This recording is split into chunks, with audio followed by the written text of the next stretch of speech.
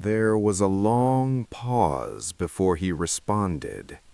His voice sounded reluctant, like a delivery driver saying he might need to go to a local pizza joint to get a job and have some work experience. I turned back just a couple months ago and decided to look around. He seemed not too worried about it, but supposedly the ranger station had gotten an SOS ping from someone, and the location, it was on the trail I was just on. Every night I of course, was the closest one, often even driving the same routes and delivering to the same houses for all the regular customers. Only he mentioned that he didn't get any text or anything, though. And usually, when we would get an SOS alert, our store would offer delivery messages until 2 a.m. It's just an accident, right? Sometimes the buttons on those little devices get clicked while in someone's backpack without them knowing. Well, it's always best just to check it out in case it meant that they would have a problem. Unfortunately, this time it happened to happen on a night it was pouring out, so people didn't want to go out, and they had more incentive to order for delivery. I grabbed my raincoat, a headlamp, and a heavy flashlight, then left the lodge and started walking.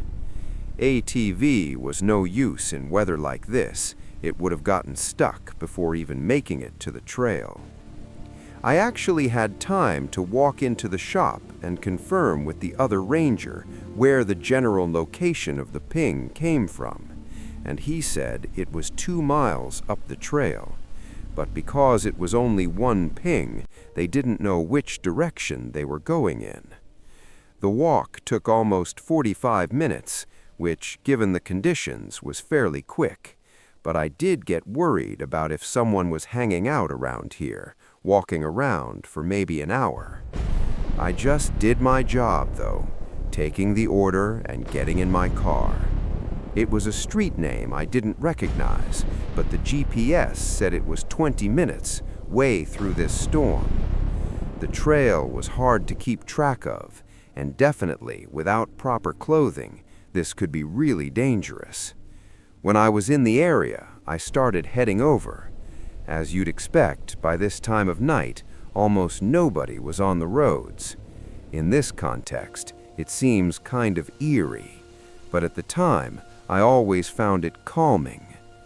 The neighborhood this house was in was pretty standard for houses around here. It was mostly wooded houses with long driveways connecting to the street. Nothing too secluded for our town, but I guess compared to the kind of homes most people live in, these would seem way out there.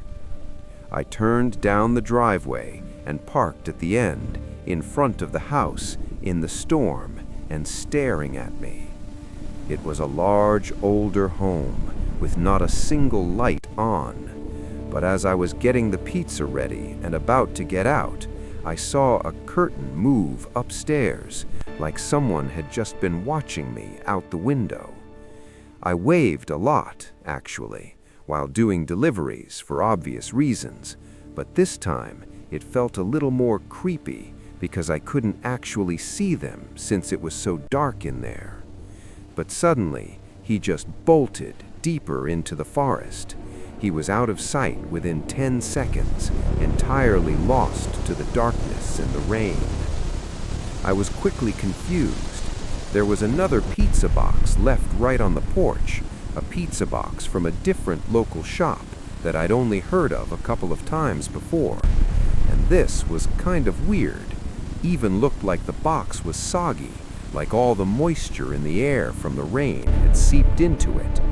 Had this guy really been in need of help? Maybe had been lost for a while and was just delirious and paranoid? But during the couple minutes I was talking to the other ranger, at some point he abruptly said, "Hold on." Then it went quiet. When he came back, he said he got another SOS ping from the same device and around the same area. This time, it was just a quarter mile east of the last ping. That was directly where I saw the man running into the forest. It had to be him, but why the hell did he run away just to call for help again? It sounded further off the trail. I walked a little ways in, trying to get my flashlight to reach a little farther. This was honestly the first time in my career I was being very confused that I'd seen someone looking from the window upstairs, and now no one opened up. I had this feeling that if I didn't help, I'd be reprimanded, especially if it turned out the call was really needing help. I was starting to get a really uncomfortable and eerie feeling. I thought either he was delirious and scared, or maybe the guy was trying to lead me to the other person that sent the SOS call. So I just kept walking in, not really feeling like I had a choice. I walked around to the side porch. It was a woman's voice, but it had a harsh, gravelly sound to it. I took a couple steps back, then walked around the house, and every time I thought about it, it made my stomach tighten up.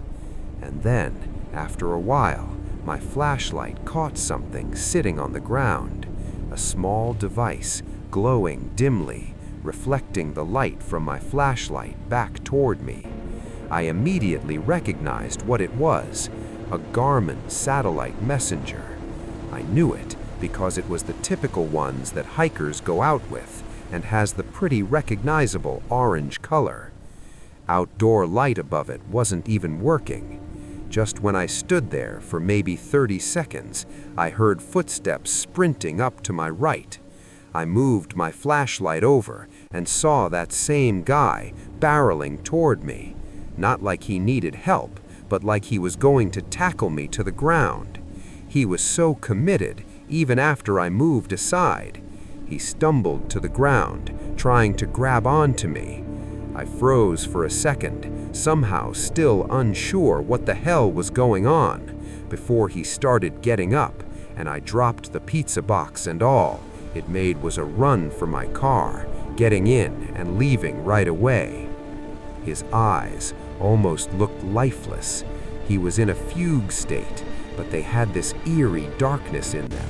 Hard to describe, but I knew the guy was dangerous and definitely had been using the SOS signal just to kite me out there. Probably even saw me on the trail earlier, not knowing I'd be coming out there alone. They had to order pizza from a different shop. Clearly they didn't care about the pizza anyway, leaving it out there on the porch. So, with whatever plan those people had not working out, I ran for longer than I ever had, sliding and tumbling down some parts of the trail. I used my walkie to tell the other ranger that I thought it was all a setup, and eventually just got back to my lodge, locking myself in. It took another 10 minutes for the ranger to make it, and another 40 for an actual officer to arrive. Due to the severity of the storm and possible danger, the whole search was put off until the morning, when it was still raining, but the visibility was a lot better. They found the messenger right where I'd last seen it, but no one was around. The guy I'd seen out there was gone. What really gets me is, he didn't look like he had anything, let alone a safety satellite messenger, which makes me wonder where he got it from, or who he got it from. Those things are pretty expensive, so if he didn't have any other hiking or backpacking gear, it'd be really strange if that was the only thing he had. But I worked there for a while after that, and nothing ever came up. No more sightings of him, and no unreported SOS calls. I left almost exactly a year after it had happened, I guess never fully recovering mentally from it, constantly thinking about that night over and over. I just know I was really close to something horrible, and the thought of being out there again if something similar happened was terrifying. I don't think there ever will be, because the whole thing was swept under the rug. But if there is an update, I'll let you know. And this was during a trip I was on, from a small town in Maine all the way out to the Midwest. Let's just say there was a situation going on with my family that I felt warranted me to go out and visit for a while. So this whole trip wasn't well planned. Typically, I wouldn't even drive. I'd just fly out there. But anyway, on my second day, I realized I was falling behind a bit. Gas. All the gas stations, stops, meals, and just resting took up more time than I thought. So I tried to make up for it by driving further into the night. I was already in the part of the Midwest where there's basically nothing, just great, flat, empty roads for miles on end. The rain came in slowly, eventually ramping up to a full-on wind and thunderstorm by the time it was dark out. I actually enjoyed driving in the rain, but at night, in the middle of nowhere, not so much. It got bad enough I pulled off at the next rest stop to see if it would slow down a bit before continuing the drive. I don't know much about rest stops, or have many to compare it to, but I thought this one was fairly decent. It was quiet, aside from the rain. No cars or trucks, and when I ran in to use the restroom, it was clean and nice. I got back in my car and sat the seat back, waiting for a while. No idea how long, because at some point, I passed out. I woke up what I think was an hour-ish later to a bright flash, followed by the car shaking and a huge lightning strike burst in my eardrums. I sat up and checked the time. 12:05 a.m. Then I looked around. Still, no cars were out there, and the storm had gotten even worse. Or maybe it just seemed that way because it was so loud. The more I started to wake up and listened, I started thinking it was way too loud, like something was off about it. I looked behind my seat and froze for a moment. One of the back doors was open, the one on the passenger side, just left slightly cracked open. Water was dripping onto the seats, and that whole side was soaked, so it had been open for a while. I didn't know how the hell that was possible. No way I drove for hours with it open, and I never opened it while I was at the rest stop. And obviously, no way it opened on its own. I did a double take, looking around the parking lot again, but there wasn't a single person or a car or anything out there. My heart rate started spiking as I got out and quickly closed the door, then got back in. I was sure I'd likely left my car unlocked after getting out to use the restroom when I got there, being distracted by the storm and everything. But who opened my car door? And from the looks of it, nothing was missing. It's like someone just came around while I was sleeping, opened the door quietly, and then just left, probably not wanting to wake me up by slamming the door closed. I don't know what really happened while I was asleep, but I was way too creeped out to stay. I turned the car on and drove back onto the highway. It was still dangerous to be driving in this weather, but I just needed to get to another place to pull off at. I drove 20 minutes, thinking the whole time about how creepy and strange this whole thing was, before finding a gas station. It was alone, just off the highway, and I genuinely have no clue if it was closed for the night or vacant, but I figured it didn't matter. I wasn't going to be there long, and definitely wasn't falling asleep again. I just needed to wait for the storm to pass. I parked right in front of the building. The place was about as unsettling as you're probably thinking. All the lights were off, and with the rain pouring down, I could barely see anything that wasn't directly in front of my headlights. I didn't have any service out there, so I couldn't do much on my phone.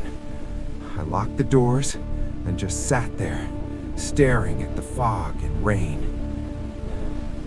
Only 20-ish minutes went by when I felt myself spacing out and looked around again to keep my mind occupied.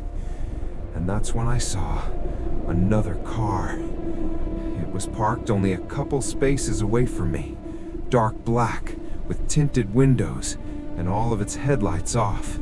I never saw it pull in. I had to wonder if this was someone following me, even though I'd never seen them before.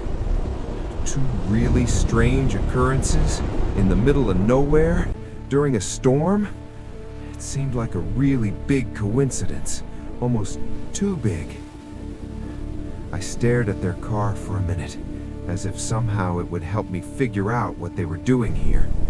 But then, the sudden sound of the back door handle getting pulled startled me. I spun around and saw a figure standing by the window. He moved away right when he saw me looking at him. I immediately started freaking out, trying to see where he went. The guy sort of disappeared somewhere behind my car, and I couldn't see or hear anything. But this whole thing basically confirmed I'd been followed, seeing as he tried to open the same doors before. Thank God I locked it this time. I fumbled around for a second, flustered and trying to think straight, messing with the headlights to see if there was some way to light up the darkness behind the car. While I was doing this, I started to hear, but also feel thumps against the back of my car. It was definitely still there, hitting my car, or doing something. I finally came to my senses and just put it in drive.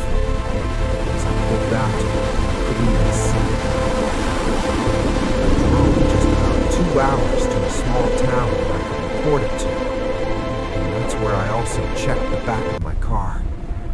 There were scratches, dents, and pry marks on the trunk. It looked like they'd used a knife or something sharp to try to force the trunk open. I don't know if he was trying to get inside or what. Assuming this was the same guy, if he were just trying to rob me, wouldn't he have done it while I was sleeping, when he opened the door at the rest stop? I really have no idea what happened. All I know is it scared the shit out of me. And it could have been a whole lot worse.